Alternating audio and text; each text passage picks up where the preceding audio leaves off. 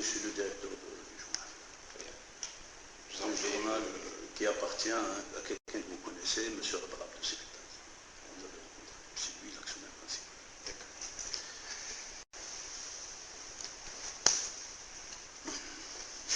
Avec votre permission, on peut commencer, M. le Président? Je suis à votre disposition quand vous voulez. J'espère que ça marche parce que souvent la plaisanterie, c'est qu'on arrive au milieu, on dit ah, il n'y a pas de pile. On a tout prévu. J'espère S'il y en a un qui ne fonctionne pas, il y en a trois. Voilà. On appelle ça la redondance en langage militaire, oui. Comme le président Nasser Mazzouki hier, qui a été marginalisé, exilé, loin de son pays, aujourd'hui président, voit aujourd'hui son pays. Je le voyais, je voyais toutes les difficultés quand j'étais dans l'opposition, mais aujourd'hui je vois toutes les difficultés quand on est au pouvoir. Je veux dire que je me rends compte que le pouvoir n'est pas du tout ce qu'on croit. Le pouvoir n'est pas du tout la possibilité de tout organiser, de tout arranger, de tout régler. C'est une école de frustration et de patience. C'est-à-dire qu'on mesure la complexité de la tâche à atteindre, on mesure plus son impuissance que son incapacité, parce que malheureusement on voit l'énormité des attentes et on voit que à la fois les ressources humaines, les ressources matérielles pour répondre à ces attentes sont extrêmement à la fois dérisoires. On voit tous les blocages, on voit toutes les mauvaises foi, on voit toutes les incompétences, et donc tout cela est extrêmement frustrant. Donc c'est un peu la douche froide. Dès qu'on a dépassé la joie d'être enfin arrivé à ce qu'on croit avoir été son objectif, on se rend compte qu'il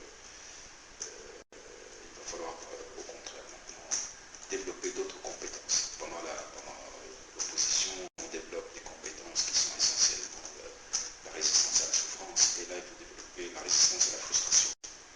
Mais il faut toujours dans les deux cas garder l'espoir et redoubler d'efforts et de travail. Votre travail n'est pas plus aisé, d'autant plus que vous avez un chef de gouvernement avec qui vous cohabitez, ou plutôt qui cohabite avec vous. Comment ça augmente plus la difficulté, mais c'est pas forcément une mauvaise chose, parce que je crois qu'un pays ne peut pas être géré par un seul homme, je crois qu'il ne peut pas être géré par un seul parti. Le pays, chaque société est quelque chose d'éminemment complexe, d'éminemment dynamique. Et je pense qu'on ne peut pas la gérer d'un seul point de vue. Il faut être à plusieurs, il faut se mettre à plusieurs, il faut apprendre à travailler à plusieurs, parce que c'est une assurance contre l'erreur. Quand vous êtes seul, quand vous pouvez décider ça, on l'a vu avec la dictature, l'erreur est tellement facile. Donc la cohabitation, même si elle rend l'exercice du pouvoir complexe et difficile, à mon avis, c'est une garantie pour le pays. Est-ce que la Tunisie d'aujourd'hui pourrait être au rendez-vous des échéances électorales de 2013, au vu des difficultés? Oui, la Tunisie est un pays résilient, c'est-à-dire c'est un pays on l'a vu à plusieurs reprises, on a l'impression que le pays va exploser, qu'il va y avoir des crises destructrices, et chaque fois les Tunisiens se rattrapent. Le 9 avril l'année dernière, il y a eu des manifestations violentes. L'opposition a promis de mettre le pays dans un état de difficulté extrême le 1er mai, et on a eu des manifestations extrêmement fraternelles, etc. Le pays, même chose pour le 23 octobre, l'opposition a promis que ça y est, la légitimité est terminée, finie, certains fous ont commencé même à appeler l'armée à prendre le pouvoir, etc. Ils se voyaient déjà. Et en fin de compte, rien ne s'est passé. Le pays est resté calme, il y a eu 2 petites manifestations pacifiques, et la classe politique a littéralement, tout le monde s'est mis d'accord sur un consensus, etc. Donc la Tunisie est un pays, je dirais, malgré tout, un pays sage, où il y a une classe politique sage, où le peuple tunisien, dans sa majorité, fait preuve de très grande maturité. Donc la preuve, c'est que nous sommes quand même le pays qui a le moins payé par la révolution. Nous n'avons eu que 317 catastrophes, mais nous n'avons eu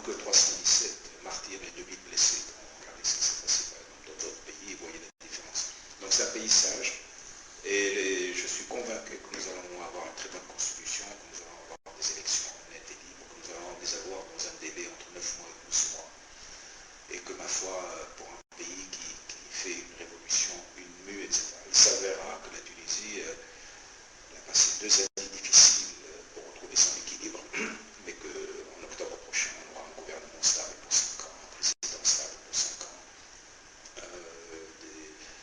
une économie prête à redécoller, parce qu'il y a beaucoup de choses, beaucoup de signes de redécollage d'économie. Donc, à moins d'une catastrophe, mais ce que je ne la vois pas venir, puisque le pire pour nous, c'était l'échéance du 23 octobre. Et je pense que la Tunisie est partie pour être un pays stable. Vous ne croyez pas au danger d'un courant salafiste qui pourrait passer à un stade de violence? Oui, je pense que nous avons tous, y compris moi-même, sous-estimé le danger salafiste. On a été surpris par son importance, mais tout qui reste quand même relatif. Et en fait, ça, c'est l'effet pervers de la destruction de Nahdata al-Banna. Parce que c'est un peu comme le fait la nature ayant horreur du vide, cette force qui était une force islamiste modérée ayant été éliminée, elle a laissé place à cette force-là extrêmement qui s'est nourrie d'abord de la répression de Ben Ali, qui s'est nourrie de l'atmosphère internationale, etc. Et qui peut présenter un danger. Mais je dirais plus un danger pour l'image de la Tunisie que pour autre chose, parce que c'est un pays, c'est une société qui est quand même très stable, une société où il y a un grand accord sur les valeurs de vie commune, sur les droits des femmes, etc.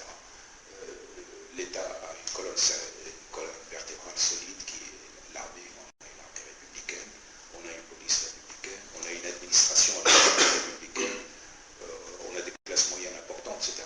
Donc ces gens-là ne peuvent pas mettre en danger le mode de vie de la Tunisie, d'autant plus que même les islamistes modérés sont pour un État civil. Par contre, ils sont dangereux pour l'image de la Tunisie, parce que la presse internationale est à l'affût du moindre incident, il y a une amplification de ces incidents, et donc ça peut avoir un effet sur l'image, sur le tourisme, etc. Et c'est en cela qu'ils sont dangereux. Mais ils ne constituent pas une menace ni pour la République, ni pour le mode de vie. Vous ne pensez pas que par rapport à la place de la femme, par exemple, il y a une nette régression? Parce qu'on ne s'imaginait pas qu'un jour, ça fasse débat en Tunisie, c'était chose acquise. Non, mais attendez, quand on parlait de nette régression, il faudrait que les lois aient changé, que les comportements sociaux aient changé, et que la position des hommes politiques importants ait changé. Or, rien de cela n'est changé, la position des hommes politiques qui sont au gouvernement est toujours la même, la position de la société est toujours la même, et les lois n'ont pas changé. Donc, où se trouve la régression? Est-ce qu'on ne se dirige pas vers ça? Est-ce qu'on ne se dirige pas vers ces changements-là? Absolument pas. Absolument pas, au contraire. Par contre, je vous dis, aujourd'hui, la presse a tendance à amplifier.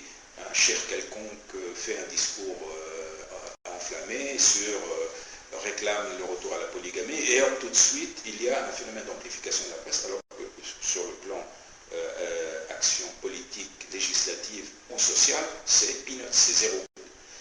Et c'est ça qui est très très embêtant. Je veux dire que moi je trouve toujours que moi je suis un adepte bien entendu de la liberté de la presse, etc.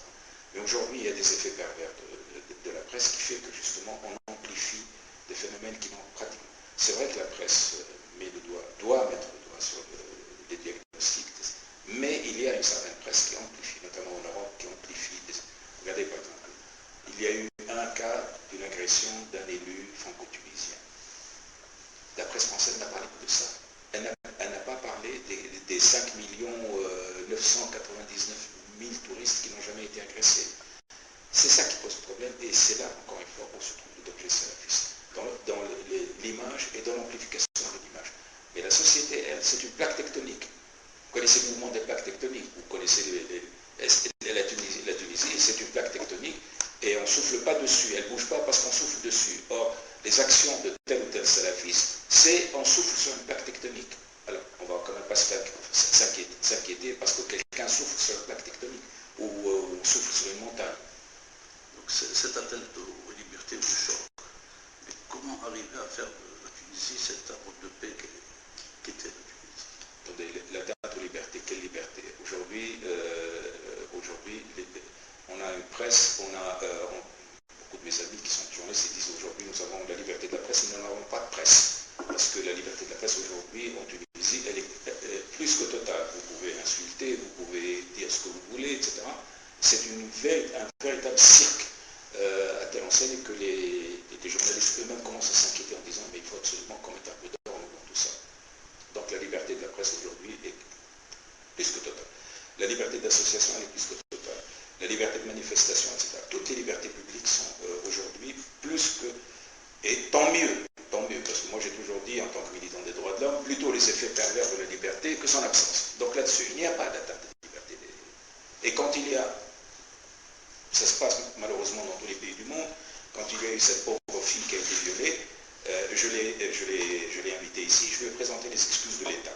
Où est-ce que ça se passe? Dans quel pays au monde ça se passe? Ça se passe nulle part, ça se passe en Tunisie.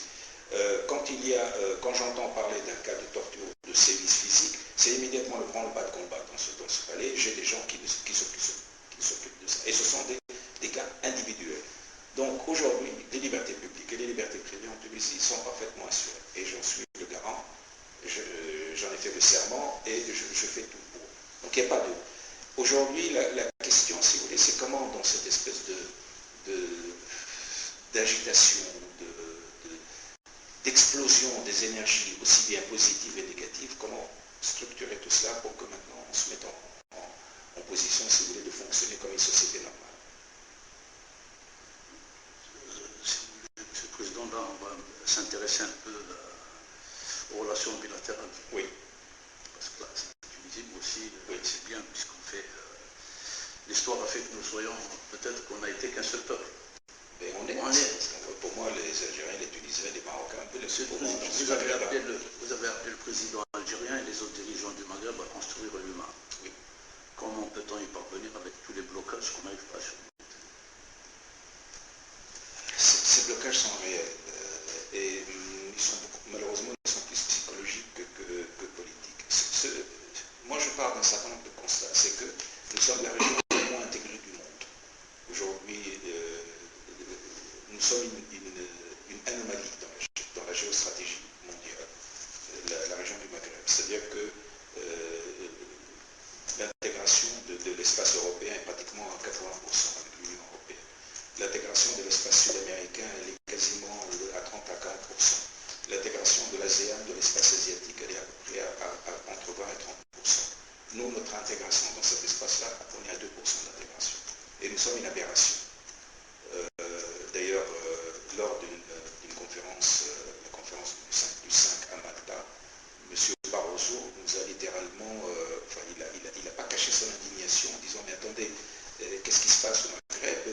Nous, les Européens, nous voulons, il nous a dit, vous la Tunisie, vous êtes peanuts, 1% de je ne sais pas quoi, l'Algérie, etc. Et il a dit en texto, nous, Européens, nous voulons que vous soyez unis maghrébins pour que nous puissions faire un travail avec vous. Parce qu'un marché de 100 millions de personnes, ce n'est pas 5 marchés, etc. Et j'ai vu dans les yeux de Barroso l'indignation devant cet espace maghrébin qui n'arrive pas à s'unir. Et qui est aujourd'hui une anomalie géostratégique dans le monde entier. Et cette anomalie géostratégique, elle est préjudiciable essentiellement pour nos peuples. Aujourd'hui, nous avons tous besoin de cet espace. Monsieur le Président, vous partagez cette indignation à ce que oui, je vois. Absolument. Je trouve que notre peuple, nos peuples ont besoin de ce Maghreb. C'est une nécessité géostratégique. Le développement du peuple algérien, du peuple marocain, du peuple, etc., dépend fortement de cette unité. Et nous sommes en retard. Dans le monde entier, l'intégration se fait. Nous sommes en retard et ceci n'est pas acceptable. Alors, il y a des blocages, il y a des choses comme ça. Moi, ce que j'ai toujours dit quand j'ai fait la tournée dans le pays, dans les divers pays, j'ai dit, écoutez, travaillons au moins sur les choses sur